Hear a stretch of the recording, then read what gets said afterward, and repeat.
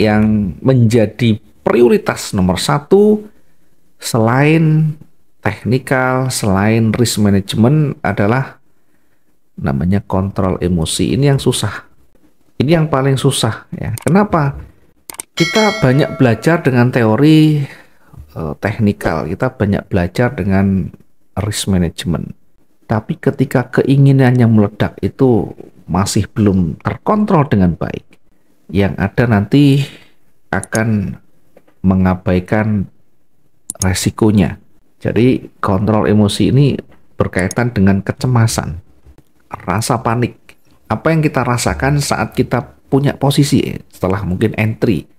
Kalau belum punya posisi semuanya masih aman-aman saja. Tapi begitu punya posisi maka timbullah rasa panik. Ada kecemasan mendalam di sana. Apa yang menyebabkan kecemasan itu?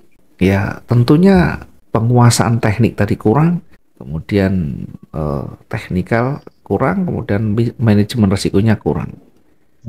Misalnya dua-duanya sudah bagus, manajemen risiko bagus, teknikal bagus, tapi kalau kita tidak bisa kontrol ya sama saja. Tidak bisa kontrol ini apa? Contoh, yang pertama adalah untuk entry. Untuk entry ya, mungkin kita beberapa posisi bisa profit. Mungkin beberapa hari sebelumnya kita profit, bahkan beberapa minggu sebelumnya kita bisa profit. Dengan pengalaman yang baik itu terkadang membuat kita menjadi lebih percaya diri, bahkan overconfident ya, percaya diri yang terlalu berlebihan. Yakin yang seperti itu akan seperti ini, yang seperti itu akan seperti ini, sehingga kemarin saya untung-untung dan sebagainya.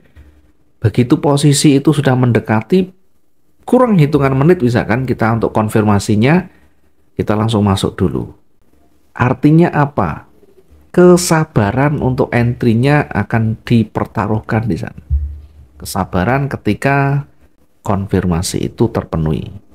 Jadi nanti ketika kita sudah pelajari semuanya, maka nanti kita hanya akan entry saat pola yang terbentuk di market itu, yang terbentuk di chart itu betul-betul sudah memenuhi kriteria kita. Betul-betul sudah memenuhi syarat aturan main kita.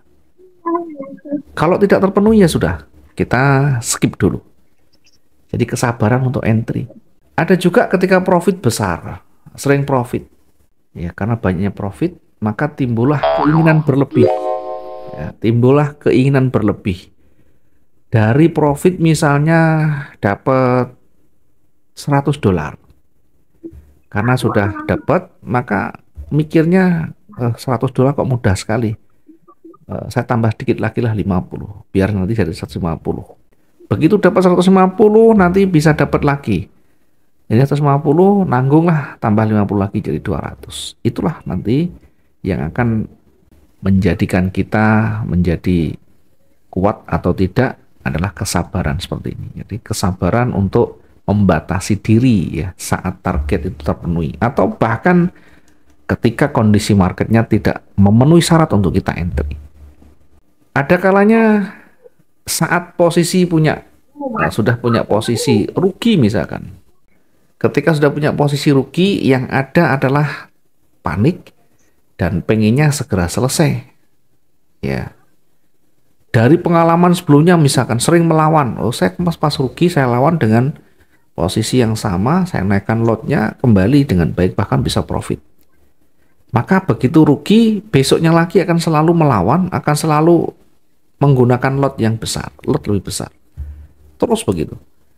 Nah, cara-cara ini kalau kita tidak hati-hati, nanti bisa menghancurkan semua posisi kita. Maka ini nanti yang harus kita perhatikan dari sisi kerugian ya. Begitu rugi sesuai kesepakatan misalkan, sesuai dengan aturan main kita sudah selesai, sudah tutup. Yang paling penting ketika rugi, kita harus analisa ulang dan menyadari, harus mengakui. Orang rugi terus mengakui. Ada kalanya tidak mau mengakui. Oh, ini nanti akan balik, ini bakal akan kembali lagi ke titik ini dan sebagainya. Itu namanya membela diri. Saat market itu betul-betul sudah berbalik dan petunjuk berbalik itu sudah kuat, kita punya posisi, langsung segera exit. Artinya jangan tunggu terlalu lama. Batasan kita berapa ya kita batasi. Nah, kemudian dari sisi kontrol emosi ini juga berkaitan dengan disiplin namanya. Disiplin apa? Disiplin memenuhi syarat aturan main kita tadi ya. Disiplin dengan strategi yang kita gunakan, disiplin dengan resiko yang selalu kita gunakan, target-target yang selalu kita gunakan, dan mungkin recovery yang kita pakai. Kalau kita disiplin, disiplin itu berarti menjalankan sesuai dengan aturan main yang kita buat. Kalau plan kita seperti ini misalkan tidak sesuai, bagaimana solusinya? Kalau tidak sesuai berarti ya close, sudah selesai. Gitu ya. Jadi ini adalah yang nanti bisa mempengaruhi ya.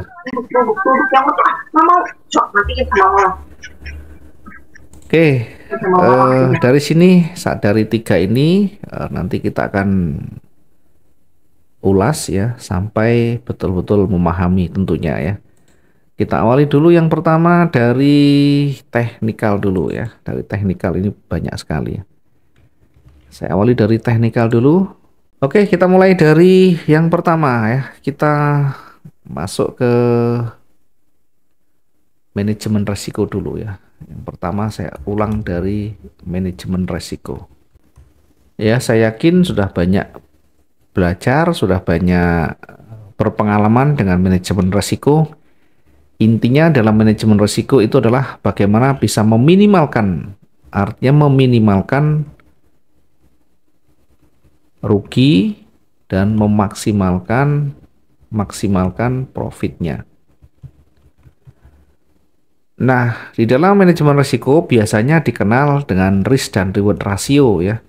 1:1, mungkin 1:2, atau bahkan mungkin 1:1,5 ya. Ada yang 1:1,5, 1:2, 1:3 bahkan. Bahkan ada yang 1:5.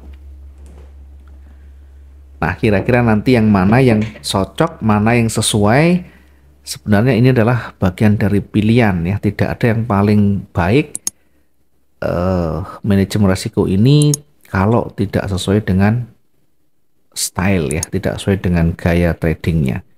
Ada orang yang menggunakan 1:1 resikonya 1:1. Ini risk reward rasionya 1:1,5, 1:2, bahkan ada yang 1:3. Nah, kalau kita mengacu pada trading harian atau day trading, sebenarnya jangan terlalu jauh ya, walaupun boleh-boleh saja ya. Saya sendiri biasanya saya gunakan 1:1,5 ya, 1:1,5 ya. Tentu dengan perhitungan nanti lebih panjang ya, kita akan bahas berikutnya. Intinya dengan risk reward ratio ini artinya antara kerugian dan keuntungan itu diusahakan harus lebih banyak keuntungan ya. Kalau lebih banyak kerugian nanti endingnya akan rugi. Seperti apa prakteknya? Nanti kita akan lihat ya. Nanti kita akan coba hitungkan. Kemudian yang kedua ya, selain kita menerapkan di sana, maka kita perlu tahu di dalam trading itu yang realistis bagaimana.